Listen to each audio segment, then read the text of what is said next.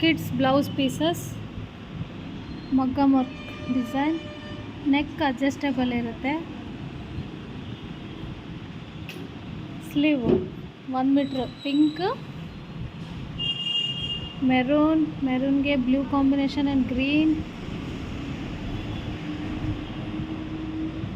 Sleeves, green. Green ಭಾಳ ಚೆನ್ನಾಗಿದೆ ನೋಡಿ ಕಲರ್ಸು.